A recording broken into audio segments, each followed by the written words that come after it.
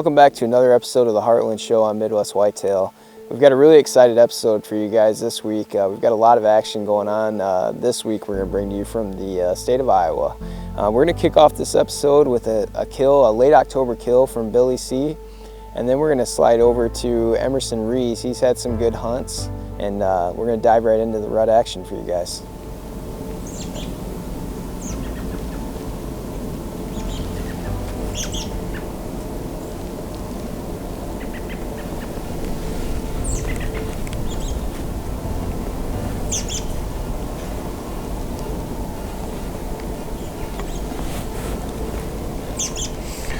What's up this evening, guys? It is, I believe, October the 29th. Yep, October the 29th. I am sitting back on a farm where my daughter Hannah and my daughter Micaiah both killed their deer during the youth season. I've thrown a lot more cameras out on this farm and talked with neighbors and gotten some good intel. There's about 4 different bucks that I would shoot on this farm. There's a buck that we call Slim. He's a mainframe 8, and he's got a flyer off of his G2 and about a 5-inch drop tine on his right side. There's a buck we call Crabs. He's a mainframe 10-pointer. Just a big frame, clean 10. He's a really nice deer. There's a 6x5 that's pretty massive, great looking deer that I would probably shoot. And a new buck that showed up is a mainframe 10 with split brow tines. He's really cool. So looking for any of those 4 bucks. The buck that's been the most frequent is the drop tine right through here. So I'm anxious to see what may show up. So we're gonna hang out here. I can see a long ways and see what decides to maybe make an appearance tonight. I've got a south-southeast wind hitting me right in the face, so.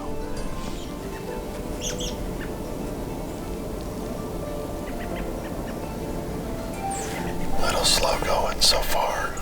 Some cloud cover rut kind of rolled in and starting to cool off pretty quick with that cloud cover. We still got plenty of time left. About 45 minutes or so. But we'll stick it out and see what happens.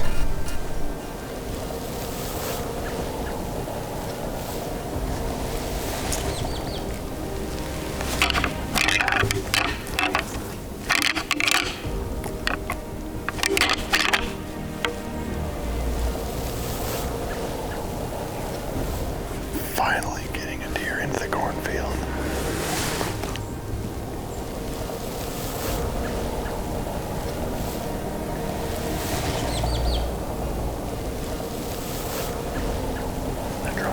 The drop dead deer's right here.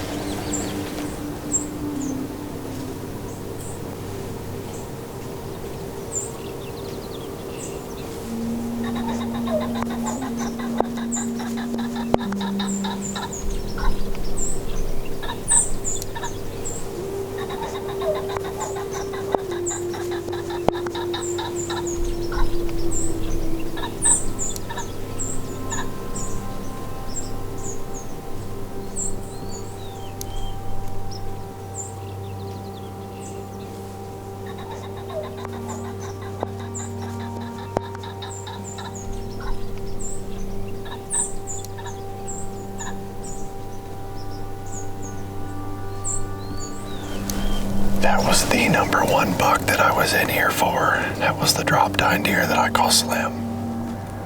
I am mind blown right now. That deer literally came from where I walked in at. I don't know.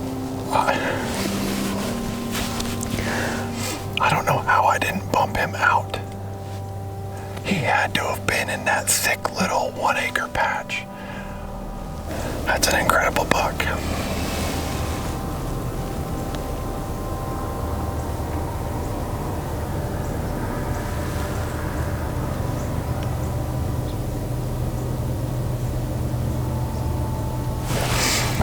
He's coming back, bumping a doe right now. if he'll come this way, but he's pumping a doe.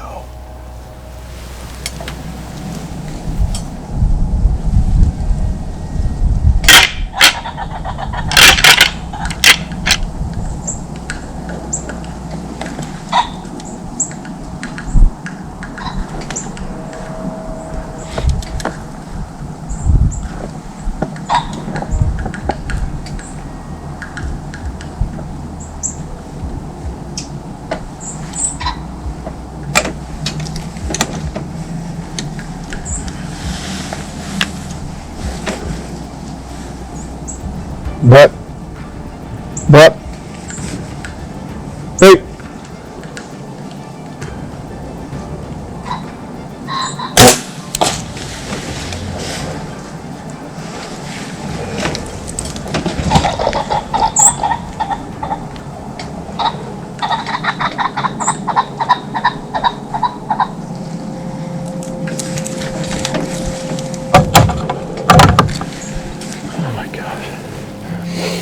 oh my gosh, you guys.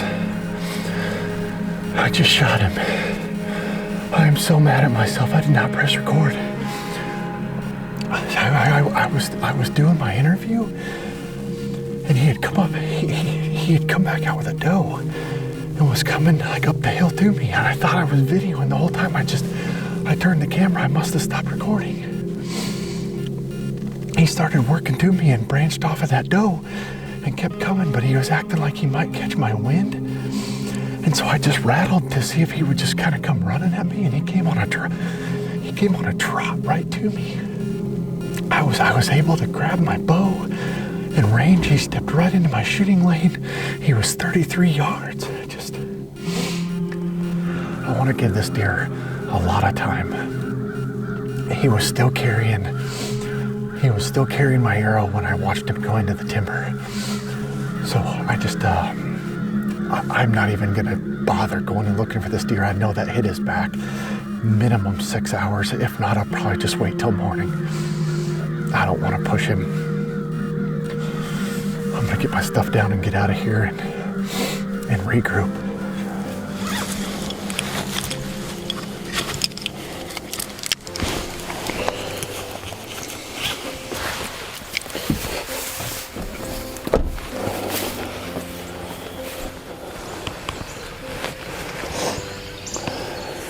Well, we just came across his fourth bed in a matter of about 100 yards, 150 yards.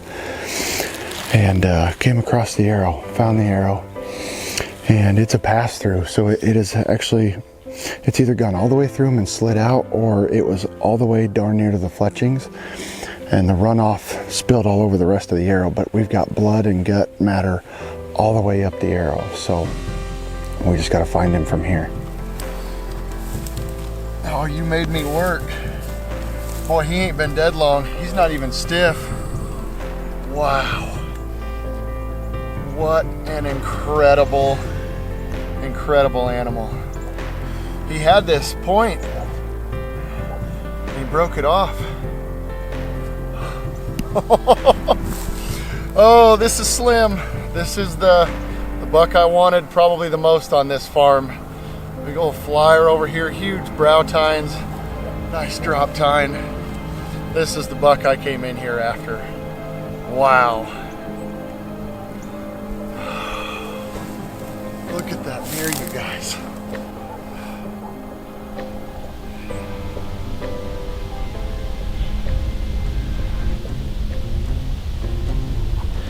Good morning, everybody.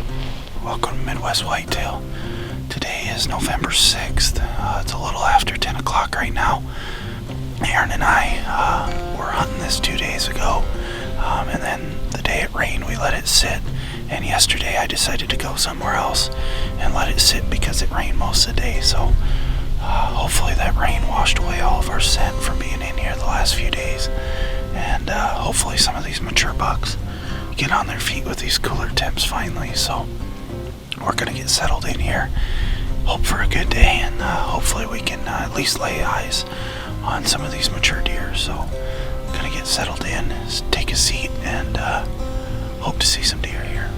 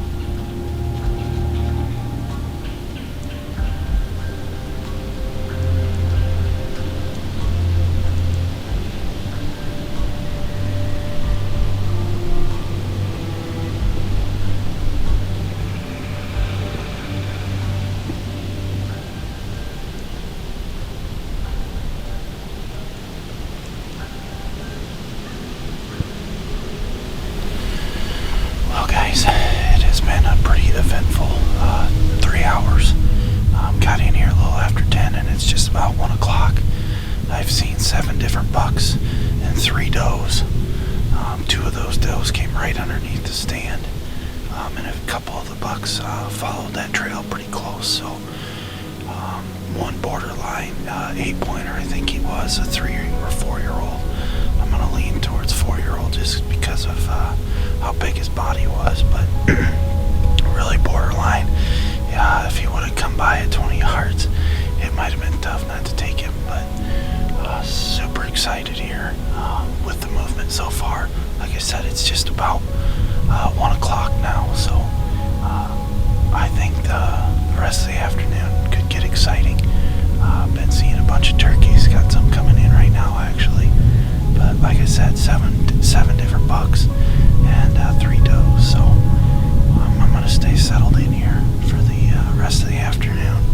I'm going to get a little lunch here. I brought some snacks and some drinks for the all-day sit, so I'm going to open some of that and get a little bite while it's quiet here, and we'll catch up with you guys when we see some more deer.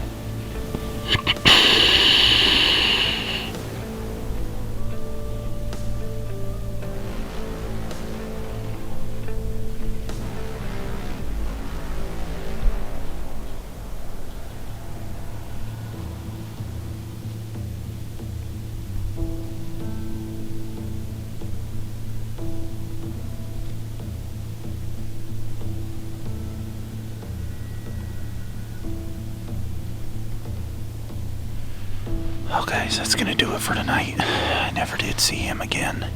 I the last time I spotted him, he was still hanging down in kind of a drainage with that doe down about 100 to 150 yards. I'm coming back in here tomorrow.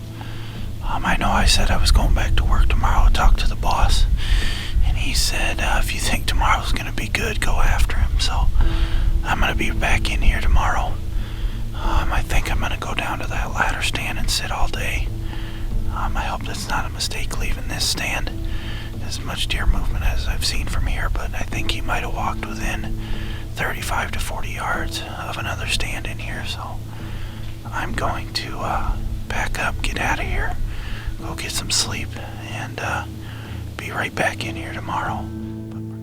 Well, I hope you guys enjoyed those hunts. It's exciting to watch those and see how the guys are doing across the staff. And you know, we obviously really enjoy bringing them to you guys. So it's fun to share them with you and hear some feedback on that. So I know going forward we've got lots of good hunts as well to bring you guys, and even some kills. I know Brooks Cahill had a kill here over the weekend, and Brad and I are still hard at it. We hunted this morning and had a pretty good hunt.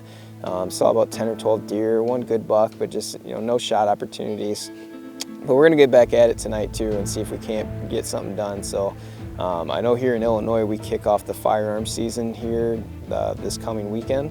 So it's nice to try and get it in and get those good bow hunts in before just a little more pressure kicks off, and it tends to get a little more difficult until it gets colder in the year. So as always though, we appreciate you guys checking in with us this week, and make sure you're back here next week to see all the action that we've got left here to show you guys, and hopefully there's some new additions to the content that we've got. But again, thanks again for watching this week's episode of the Heartland Show on Midwest Whitetail.